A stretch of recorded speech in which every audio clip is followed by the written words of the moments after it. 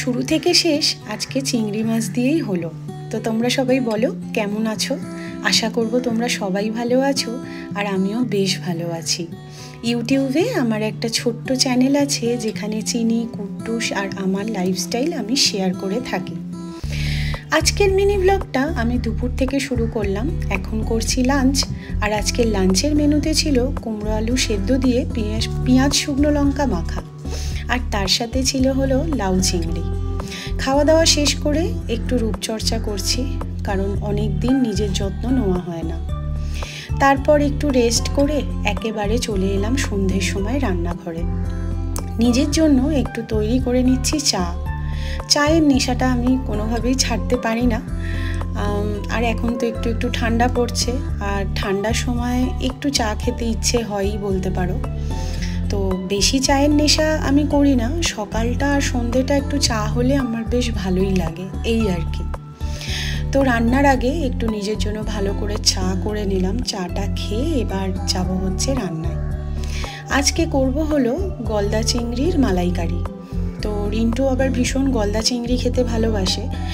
আমার আবার গলদা চিংড়ি অতটা ভালো লাগে না, আমি আবার ওই চাপড়া চিংড়িগুলো হয় না, সেটা খেতে ভালো লাগে।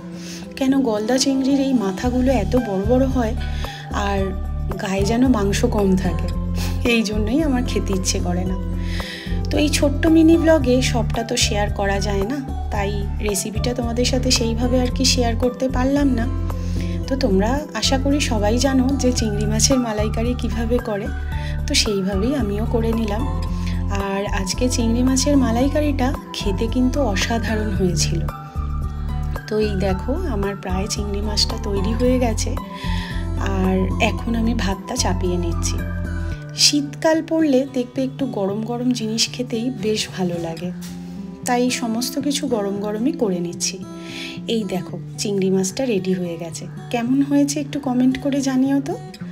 তারপর রিন্টু বাড়ি এলো, বাড়ি আসার পর এই দুটোকে দেখো কি যে খুশি হয়, অনেকক্ষণ পর দেখতে পেয়েছে বলে এতটা খুশি হয়েছে। তারপর রিন্টু ডিনার করতে বসলো। ও অফিস থেকে ফেরার পর সেইভাবে চাটা কিছু খেতে চায় না, একেবারে ডিনার করে নেয়। তারপর ওদেরকে খাইয়ে আমি নিজেও এখন একটু খেয়ে নিচ্ছি। তো আজকের মিনি ব্লগটা আমার এই অবধি ছিল। ভালো লাগলে তোমরা অবশ্যই একটা লাইক করো আর কমেন্ট করতে ভুলো না। আর যারা যারা আমার চ্যানেলে নতুন এসছো তারা একটু সাবস্ক্রাইব করে দিও। তো চলো, টাটা।